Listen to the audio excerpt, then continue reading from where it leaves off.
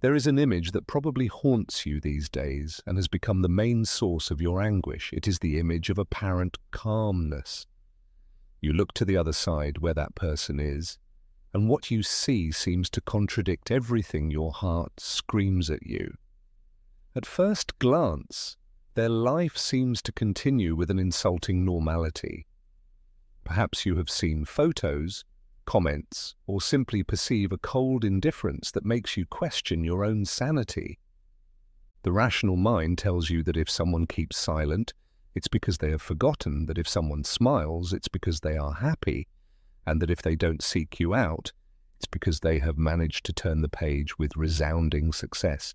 However, there is something inside you, a very ancient and wise voice that doesn't buy that story. That voice keeps you alert, not out of obsession, but because it captures a vibration that physical eyes cannot see. It is vital to understand that in the dynamics of human relationships, especially those that touch deep fibers of the soul, what is seen on the surface rarely matches the storm occurring at the bottom. Behavioral psychology has taught us time and time again that human beings are experts at constructing facades. When someone decides to distance themselves from a significant bond, not for lack of love, but out of fear of vulnerability, their first defense mechanism is the construction of a false happiness scenario. It is a play designed not only to convince you that everything is fine, but mainly to convince themselves internally that the decision to flee was the right one. But here is the truth that no one tells you about that apparent calmness. The energetic effort required to maintain that mask is unsustainable in the long term. Imagine for a moment someone holding a ball underwater. From the surface, the water may seem still without waves, but beneath that surface there is immense muscular tension, a constant and exhausting force that struggles to keep submerged something that by physical law wants to float. The person who today ignores you or seems to enjoy their freedom is spending an absurd amount of vital energy, repressing the memory, the guilt, and above all, the certainty of having let go of something valuable. That supposed peace that hurts you to see is not peace, it is control. And control is the opposite state of fluidity and true happiness. That is why what you are interpreting as indifference is actually desperate containment. That person's life is not the tranquil paradise that your fear makes you imagine. On the contrary, absolute silence is usually the sound that precedes the collapse of a structure that has no real foundations. Whoever does not process an emotion, whoever chooses to bury a living feeling under layers of distractions and pride, is not healing. They are accumulating pressure, and pressure inevitably seeks an outlet. It is easy to fall into the trap of thinking that the universe has been unjust, allowing the one who caused the pain to continue their way without consequences, while you deal with the reconstruction of your self-esteem. But that vision is incomplete and linear. The justice of the universe is not always noisy or immediate, but it is relentless. What you are about to discover is that that structure of apparent perfection that this person has built to protect themselves from you and from what they feel for you has begun to show cracks, invisible to the rest of the world, but fatal to their emotional stability. Many believe that indifference is the end of the story, the point where the curtain comes down and the lights go out. But deep psychology and universal laws teach us exactly the opposite. Prolonged and forced silence is not the end, it is the precursor to an inevitable storm that has already begun to brew in the reality of the one who flees, and that storm has a specific purpose: to tear down the defenses of the ego, to allow the truth to emerge. Prepare yourself, because what we are going to analyze now will completely change your perception of their silence and will return to you the power you thought you had lost. If you feel this message is for you, leave a heart in the comments. To understand why that person's life begins to crumble precisely now, we must stop looking at the situation from emotional drama and start observing it from the mechanics of energy. For a long time you have probably occupied the role of the one who pursues or sustains the bond. Even if you didn't send messages, your energy was constantly projected toward that person. You thought about what they were doing, checked their networks, sent intentions for their return, and lived in constant waiting. In terms of quantum physics applied to consciousness, you were feeding their reality with your attention. You were the energetic support that sustained their ego. While you pursued, that person could afford the luxury of fleeing. It is a basic law of polarity. If one pushes, the other withdraws. While your attention was focused in their direction, that person felt energetically full, validated, and secure. They didn't need to face their own loneliness or their demons, because your energetic presence filled all the gaps. Their life seemed stable because you, with your love and your concern, were acting as an invisible buffer that absorbed their emotional blows. But something has changed recently. You have probably reached a point of exhaustion or sudden understanding where you have decided to withdraw your energy. You have started to let go, not necessarily because you stopped loving, but because you decided to start loving yourself more. The moment you withdraw your attention and stop feeding the bond with your anxiety and your waiting, a phenomenon occurs that in spirituality and metaphysics is known as the law of the void. Suddenly, the extra energy supply that this person received from you is cut off. The cable is disconnected, and here is where one of the most powerful concepts of analytical psychology comes into play: the shadow, masterfully described by Jung. He explained that the shadow is composed of everything that the human being refuses to recognize in themselves: their fears, their insecurities, their repressed desires, and in this case, their deep fear of losing real love. While you were there, insisting and waiting, that person could project their shadow onto you. They could tell themselves, that person is intense. That person needs me. I have control. You were the container of their unprocessed emotions, but by withdrawing, by keeping silent and centering yourself on your own axis, you have taken away the mirror where they projected their guilt. Now that person is left alone with their shadow, and the shadow, when not recognized, does not disappear. It becomes autonomous and begins to sabotage the individual's conscious life. Carl Jung said, "What you deny submits you. What you accept transforms you." That person has been in a phase of deep denial, believing they could bury the bond and move forward as if nothing had happened. They have tried to build a new life on the foundations of a repressed emotion. But the human psyche is a system that seeks balance. One cannot build a stable reality on an emotional lie. By withdrawing your energy, you have created a void that their ego can no longer fill with external validation. That void inevitably begins to be filled by the truth they were trying to avoid.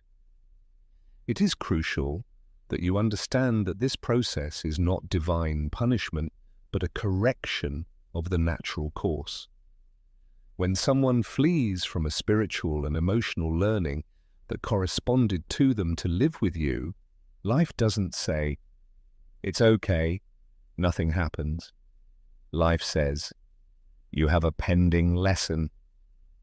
By not wanting to learn that lesson through love and consciousness, the universe, in its infinite wisdom, begins to teach the lesson through rigor and loss. The structure of their external reality begins to fail because their internal reality is in conflict. Imagine that this person is like an architect who decides to build a building ignoring that the foundations are wet and rotten.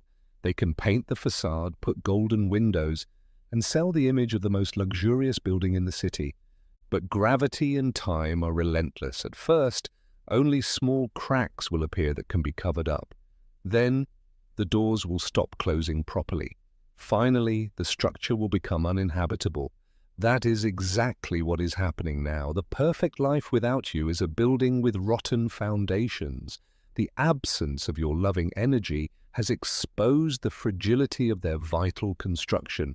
That is why, when you stop insisting, you are not losing. You are detonating the necessary collapse process for the truth to come to light. That person begins to feel that things simply do not go well. They may feel an inexplicable irritability, a feeling that nothing satisfies them, or that the world has become a hostile place. They don't consciously know that this is due to your absence, but their unconscious knows it perfectly. Their soul knows that they have been left unprotected because they rejected the refuge that your love offered. This phenomenon goes beyond simple psychology. It is a restructuring of the energetic field. By recovering your energy, you recover your magnetism again. You become a sun that shines on its own.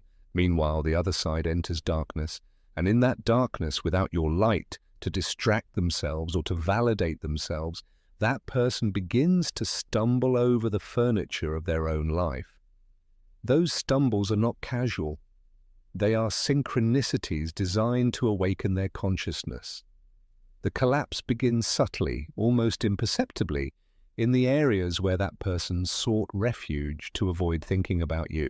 Generally, the first place where they try to hide is in other people or in superficial distractions, seeking to replicate the feeling they had with you, but without the risk of depth. They believe they can substitute a soul connection with skin or intellect connections, but the universe has a very particular way of showing that there are places that are irreplaceable. And this is where what nobody tells you happens. When the mind tries to flee from a real bond, external reality begins to fail to force looking inward. The first sign of this is devastating and hits directly at the center of their ego. We have reached the first tangible symptom of this collapse, and it is perhaps the one that can bring the most secret satisfaction to that part of you that needs emotional justice. When someone decides to distance themselves from a deep and authentic bond, the ego's first reaction is not grief, but evasion.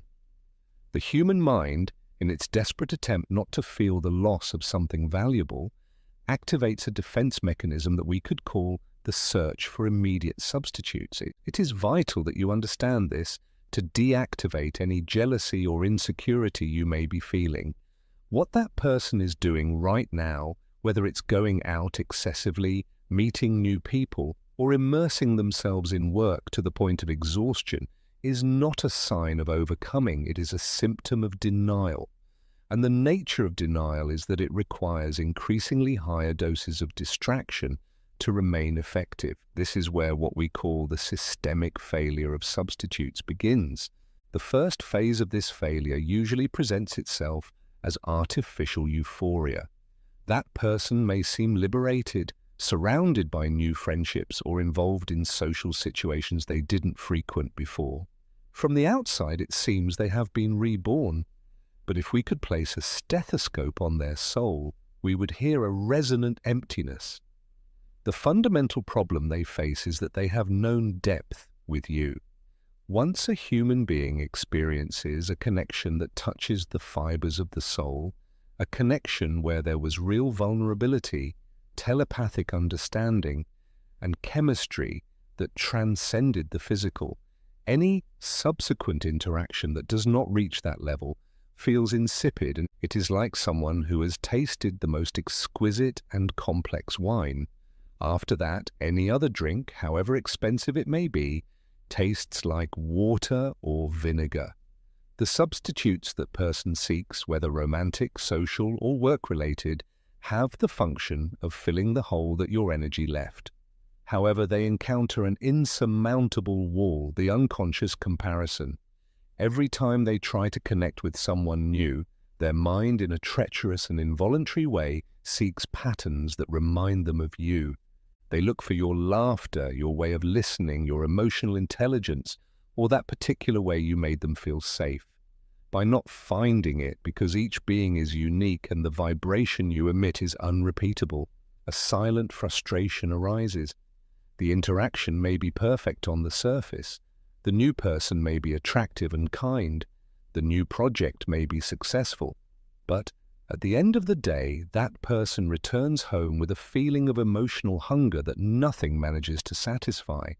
This failure manifests with cruelty in the realm of intimacy. It is possible that this person tries to bond physically with other bodies to prove to themselves that they are free and don't need you. But intimacy without soul connection, when one is fleeing from real love, becomes a mechanical, almost robotic act. The body is present, but the essence is absent. In those moments of closeness with third parties, it is very common for the memory of your presence to invade their mind with overwhelming force.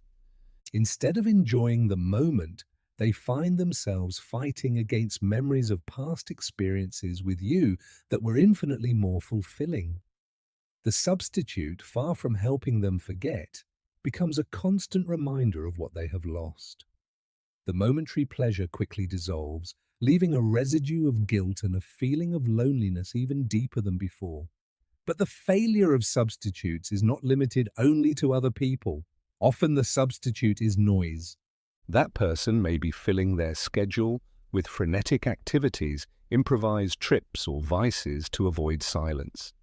Silence is their enemy, because in silence you are there. However, this saturation strategy has a very short lifespan.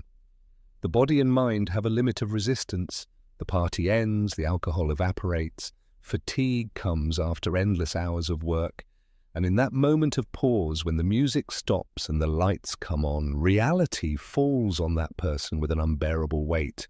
They realize that no matter how far they run or how fast they move, they take themselves everywhere, and inside themselves the whole remains intact, screaming your name in a language that only their unconscious understands. It is fascinating to observe how this phenomenon becomes a repetitive pattern. At first, the substitute generates a small discharge of dopamine, an illusion of novelty. That person thinks, "This is what I needed, fresh air." But that novelty wears off at a vertiginous speed. What used to take months to bore them now bores them in weeks or days. Conversations seem trivial to them, jokes don't make them laugh, plans seem tedious. They begin to develop chronic irritability, an intolerance toward others that is nothing more than the projection of their own internal dissatisfaction. They become critical, distant, and difficult to please. Those who try to approach that person in this state usually end up hurt or confused, because they perceive that there is an invisible barrier, a glass wall that prevents them from accessing their heart. That wall is you, or rather, it is the unprocessed grief over your absence. Jungian psychology would explain that this person is trying to project the anima or animus, the ideal image of the soulmate, onto canvases that are not compatible. You fit that projection in an organic and magical way. The others are simply forced canvases where the paint does not adhere. This cognitive dissonance, the conflict between what their ego wants to forget you and what their soul knows that you are irreplaceable, creates a state of severe mental exhaustion. Life begins to lose its color. Things that used to excite them stop making sense. It is a state of temporary anhedonia caused by spiritual disconnection. By rejecting the bond with you, they also rejected a vital part of their own essence. And now they walk through the world as a shadow of who they used to be, trying to convince the gallery that they are better than ever. There is immense poetic justice in seeing how their substitution plans crumble one after another like a house of cards. Not because you wish them harm, but because the vibration of truth always prevails over the vibration of evasion. Each failed date, each empty conversation, each moment of mortal boredom at a noisy party is one more brick that falls from their defensive wall. that person begins to question themselves. Why doesn't anyone understand me the way that person did? Why does everything seem so superficial to me? These questions are the cracks through which the light of consciousness enters. Without realizing it, they are beginning to value by contrast. Sometimes human beings need to experience the absolute darkness of empty connections to be able to appreciate the blinding light of a real connection. You become the gold standard against which everything else is measured and found deficient. This process of systemic failure is painful for the one who flees because it dismantles their arrogance. The ego told them they could find someone equal or better than you around the corner. Reality is demonstrating with necessary brutality that soul connections are not interchangeable merchandise found in any dating app or in any bar. They are statistical and energetic miracles. Realizing that substitutes don't work, fear begins to transform into panic. The panic of having made an irreversible mistake. The panic of having released a diamond to pick up stones from the ground thinking they were jewels.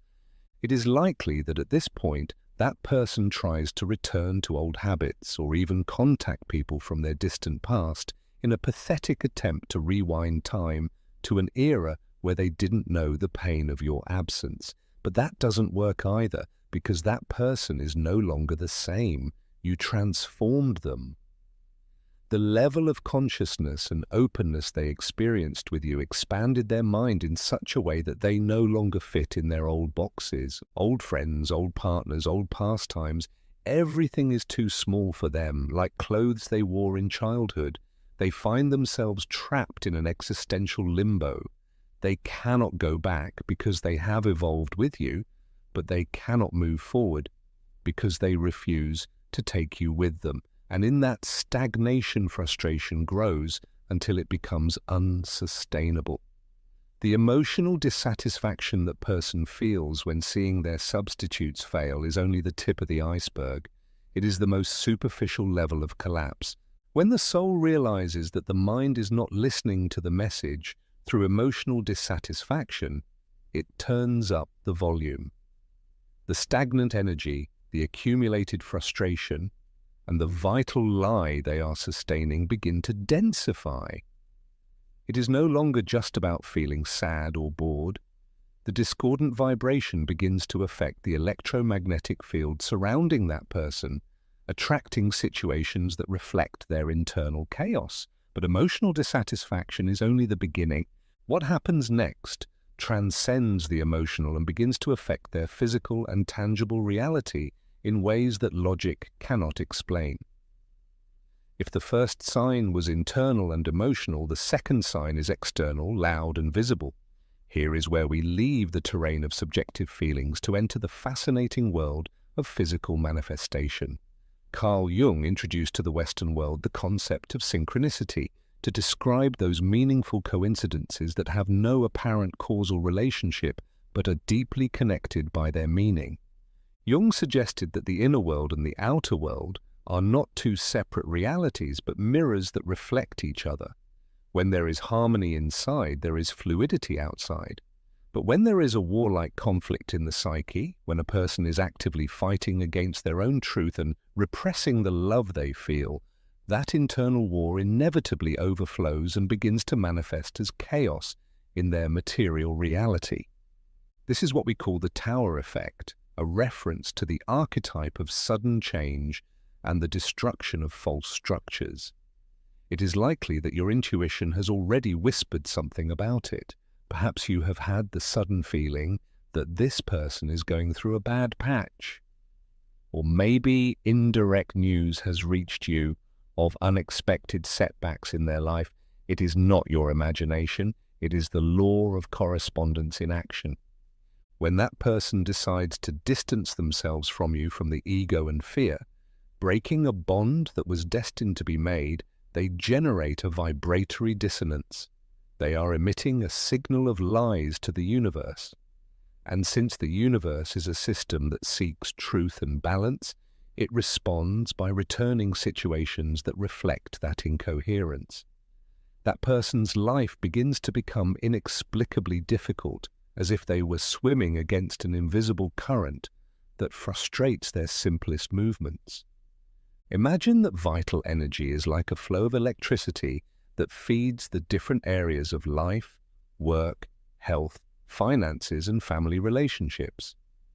For that person to maintain the mask of indifference and suppress the memory of your presence, they need to divert a massive amount of that energy toward repression. It is an exhausting act to keep the door of the heart closed when the soul wants to open it. As a consequence, the rest of the areas of their life are left without sufficient energy supply. It is then when those Trojan accidents begin to occur that seem like bad luck, but are symptoms of a collapsed system. The car that never failed suddenly breaks down. The computer with important work crashes, keys are lost, flights are cancelled, or unforeseen expenses arise that destabilize their economy. These events are not punishments from a vengeful deity, they are course corrections. The universe is putting obstacles in their escape path. Every time that person tries to advance in a direction that takes them further from their center and from you, reality trips them up. It is as if life itself were telling them, not this way.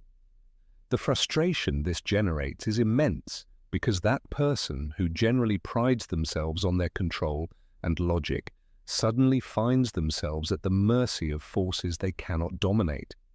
Their meticulously drawn plans crumble over absurd details. The job promotion that seemed secure is delayed. The dream trip becomes a logistical nightmare, or legal or bureaucratic conflicts arise that drain their time and patience. It is very possible that in the midst of this whirlwind, that person begins to feel that they have lost their touch or their good star. Before things flowed with ease for them, now everything is struggle and friction. And here lies a crucial detail that your heart must know.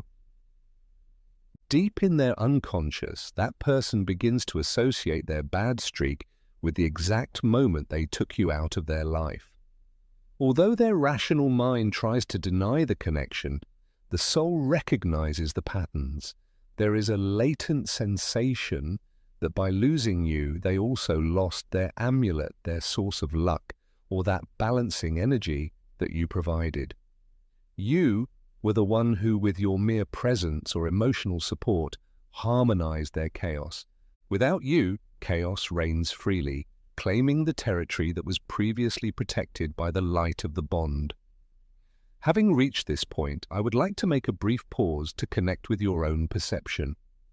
If ever your intuition told you that something was not going well on the other side, or if you felt an inexplicable certainty that divine justice was acting to balance the scales, leave an I know in the comments to decree that your energy is returned to you and that you trust in the perfect timing of the universe.